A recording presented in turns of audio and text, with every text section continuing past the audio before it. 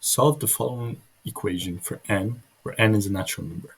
N minus 3 is equal to the square root of 3n plus 1. Okay, so first we have to think, these square roots are really annoying when doing equations. We have to think of a way to get rid of it. And usually when we're doing algebra, the answer when you want to get rid of something is doing the opposite. So in this case, we want to do the opposite of the square root and square both sides. So let's do that here. So n minus 3 squared is equal to the square root of 3n plus 1 squared. Now let's do those out. So n minus 3 squared. You can either do that in your head if you know how to do that, or if not, you can use the box method. So I'll show you just with the box method here.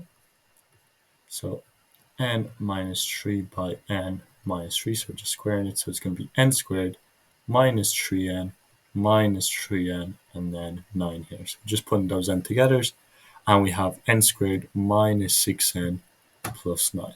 If you want to do that in your head, you square the first, you multiply the first and the second, and then double that. So n by minus 3, that's minus 3, and double it, minus 6n, and then square the last. So minus 3 squared is 9. So that's a quick way to do it in your head. Then the square on this side just gets rid of what we have of the square root here. So it'll just be 3n plus 1. Then what we want to do is we want to put everything over to one side. So that's equal to 0. So we're going to do n squared. We're going to minus 3n from both sides. It's going to be minus 9n. Then we're going to minus 1 from both sides. That's going to be plus 8 is equal to 0. Now, once you have that, we can see that it's a quadratic equation. That's why we made it equal to 0. So now you have two ways of finding the answer for n. You can either solve it using the box method, look at the factors, get your answers from that, or what you could do is use the minus b formula. So whichever method you prefer. This seems like a pretty easy one to factorize, so I'm just going to quickly do out the box method here. So I'm going to do n squared 8, then what multiplies to what multiplies to 8 but adds to minus 9n, and that will be minus 8n and minus 1n, or just minus n. Then we're just going to fill in the sides. Just going to be minus 1. So this will factorize to n minus 8 by n minus 1 is equal to 0. So if n minus 8 is equal to 0, that means that n is equal to 8. And if n minus 1 is equal to 0, that means that n is equal to 1. So the way we do that is one of those two has to be 0 if we multiply them and it equals to 0. So first we do n minus 8 is equal to 0. We put the 8 over to the other side. Same with the n is equal to 1.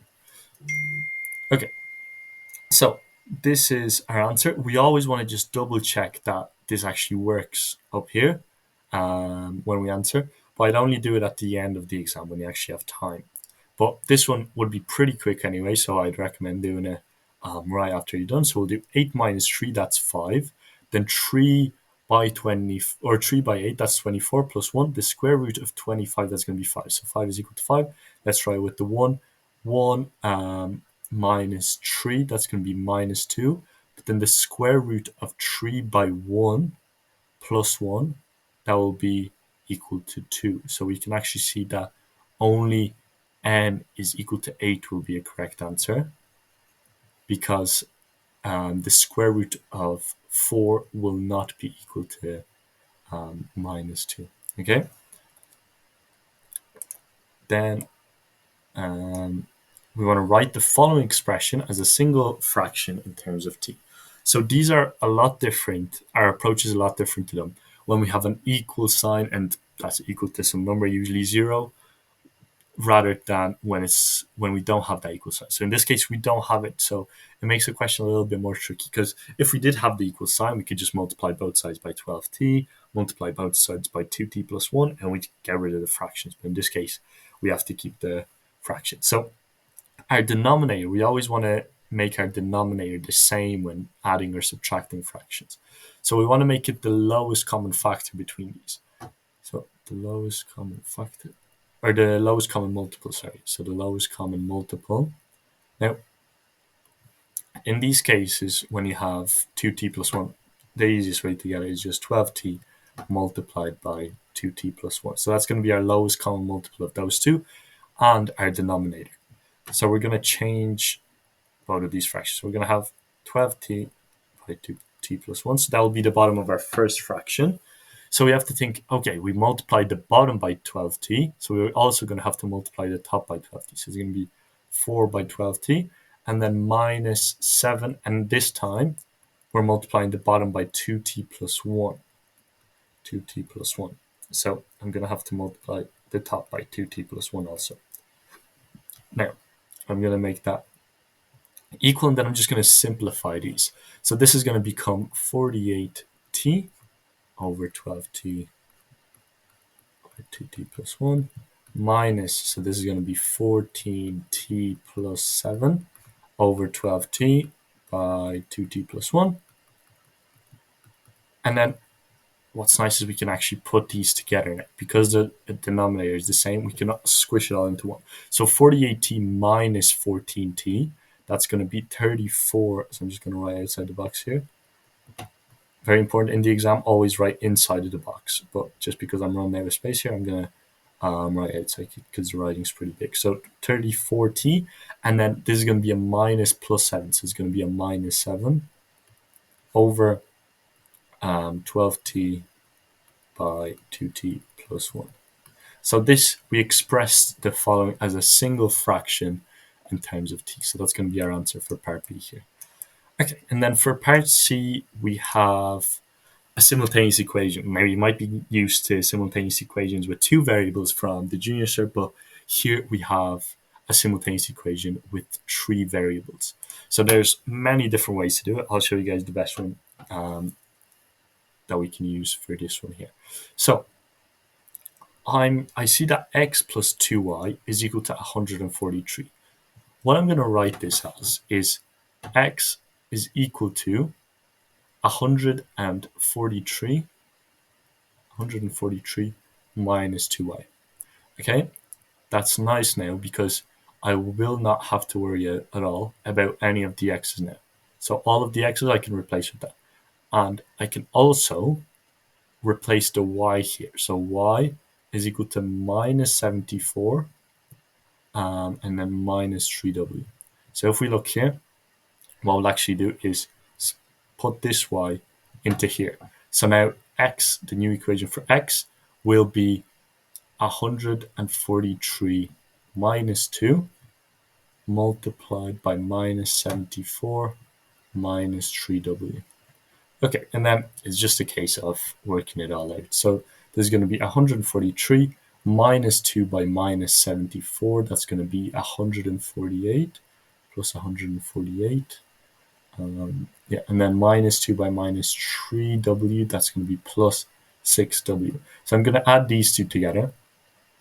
So 143 plus 148. That's going to be 291 plus 6w.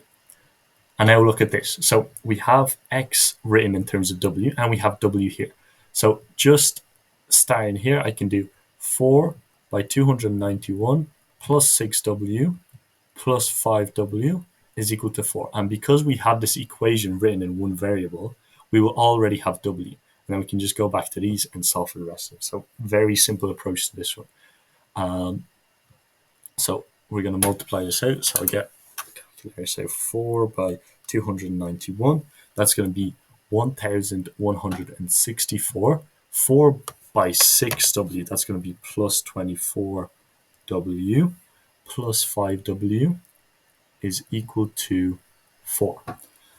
Okay, so I want to put all the w's to one side, all the numbers to one side, pretty standard stuff. So 29w is equal to, I'm going to minus 1164 from both sides. So this is going to be minus 1160. And then I'm going to do minus 1160 divided by 29. And w will give us an answer of minus 40. Now that we have w, the other ones will be really simple to get. I can get y just by subbing it in here. So now y, actually I'll put a circle just to remember where it is. Y minus 74 minus 3 by minus 40. That's going to be, so actually we can already put that together, minus 74 by minus 3 minus 40. That's going to be 46. So y is equal to 46. And then finally x will be equal to 143 minus 2 by 46. So 143 minus 2 by 46, and that will be equal to 51. Now, when we have all whole numbers like this, usually it's a good sign. Now, it's not always 100%. Okay, the numbers have to be whole numbers. Sometimes there are fractions, but if you're getting whole numbers, you're usually on the right track. But again, not always. So now, after doing that, again, for the majority of these questions, you can double check, are you correct? So I'm going to do x plus 2y. I'm going to see what that gives us. 51 plus 2 by 46. That gives us 143. That works. Then I'm going to do 46 plus 3 by minus 40. That's going to be minus 74. Perfect. And then 4 by 51 plus 5 by minus 40. And that will give me an answer of 4. So we check the answer. We're 100% sure we are correct.